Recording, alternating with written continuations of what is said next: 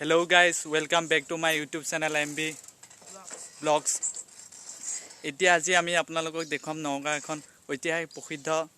শিৱস্থান যলে আমি আহিছো। আজি শাওন মাহৰ শেষ হ'ব আৰু কেদিন আছে নাজানো বাৰু ইমান তেলে হিচাপ নিকাচ নাথাকে তথাপি আজি দিনটো চাই পেলাই আহিছো আৰু এখন আছে তুলসী মুখত। এতিয়া আমি দুইটা আহিছো, মানসো আহিছে, এটো মানস মই বিকাশ। এতিয়া বলক আমি আগুৱাই যাওঁ। Let's go.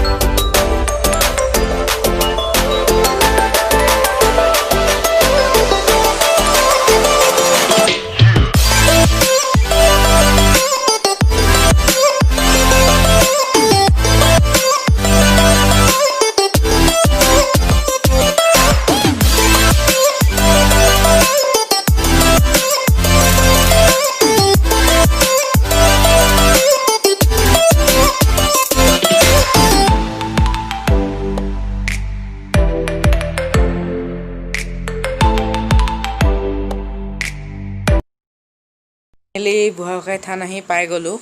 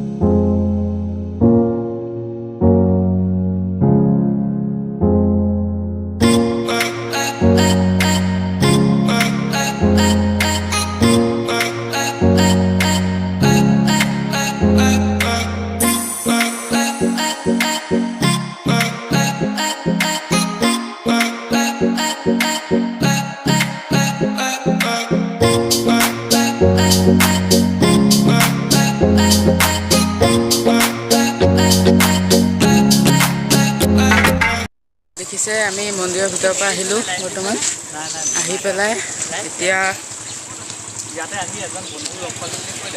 মন্দিৰৰ ভিতৰৰ পৰা আহিলো। মন্দিৰৰ ভিতৰৰ আপোনালোকক কিছু দৃশ্যাংশ দেখুৱাম বুলি ভাবিছো। চ' সেয়া চাওক, লেটছ গো।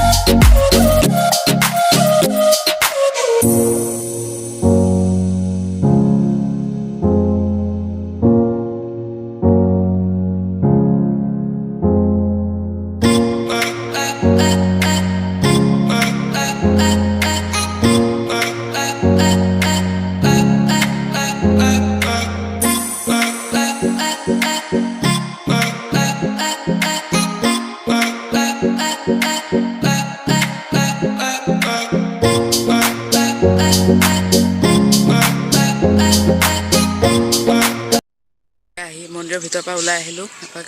চাব পাৰে কাষত দুটা ডাঙৰ ডাঙৰ পুখুৰী আছে আৰু এটা এইফালে আছে এতিয়া থানখনৰ বিষয়ে বিকাশে অলপমান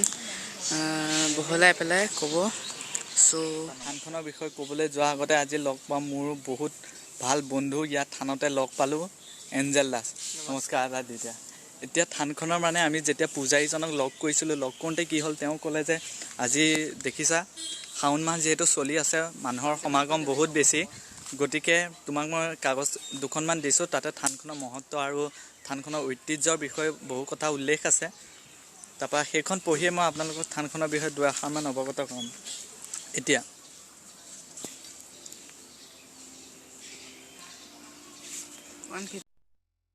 স্থানখন স্থাপিত কৰিছিল আহোমৰ ৰজা গদাধৰ সিংহই এইখনৰ অনুমানিক মানুহে অনুমান কৰা মতে ইয়াত বহুতো ডাঙৰ তেতেলী গছ আছিল আৰু বিভিন্ন ফল মূলৰ গছ আছিল আগত ইয়াত হাতীকে ধৰি বিভিন্ন জীৱ জন্তুৱে ধৰি লওক কলগছ কিবা খাদ্য সামগ্ৰী ইয়ালৈ তেতেলী গছৰ তললৈ আনি পেলাই জিৰাই পেলাই তেওঁলোকে খাইছিল খাই মেলি পেলাই তেওঁলোকে ধৰি লওক ইয়াতে ধৰি লওক পূজা কৰিছিল তেওঁ আগৰ ঐতিহ্যৰ কথা মতে আৰু এই শিৱস্থানখন সময়ৰ লগে লগে বহুত পৰিৱৰ্তন হৈছে ইয়াত আগতে শিলৰ তেনেকুৱা শিৱলিংগৰ ধৰণৰ শিলৰ হেৰিয়ৰ পৰা পূজা কৰি থকা হৈছিলে এতিয়া এইখন ধৰি লওক পৰিচালনা সমিতি বা অসমৰ পৰ্যটন বিভাগে ইয়াক বহুতো উন্নত কৰিবলৈ চেষ্টা কৰিছে দেখিছে ইয়াত আজি বহুত মানুহ আৰু এইখন মোৰ নগাঁও জিলাৰ পৰা 20 কিলোমিটাৰ নিলগত তুলসীমুখ অঞ্চলৰ বুঢ়াগোহাঁই ৰাঙলুমুখ তাৰপৰা নৈপাম এনেকৈ এই গোটেইকেইখন গাঁও বুঢ়াগোহাঁই গাঁৱৰ মাজত এখন স্থাপিত আছে এইখন মিডল পইণ্টত বুলি ক'ব পাৰি তাৰপৰা ইয়াক আগুৰি আছে ধৰি লওক ইয়াত এখন ফিল্ড আছে পথাৰ এনেকুৱা ধৰি লওক এয়া থানৰে পুখুৰী হয় এইসমূহ যিমান ধৰি লওক গাইজ আমি থানৰ পৰা আহিলোঁ বৰ্তমান থানখন দেখিলেই ইয়াৰ মুহূৰ্তৰ বিষয়ে ক'লেই বিকাশে তো এতিয়া যিহেতুকে শাওণ মাহ চলি আছে তো অতিথিৰ সমাগম বহুত বেছি যাৰ বাবে থানৰ পুৰোহিতজনে আমাক টাইম দিব নোৱাৰিলে বাৰু হ'লেও তেখেতে এখন কাগজ দিলে সেইখন পঢ়িলে বিকাশে গম পালে চ' আজি ব্লগটো ইমানতে সমাপ্ত কৰোঁ আকৌ লগ পাম এটা নতুন ব্লগৰ লগত নতুন ঠাইৰ লগত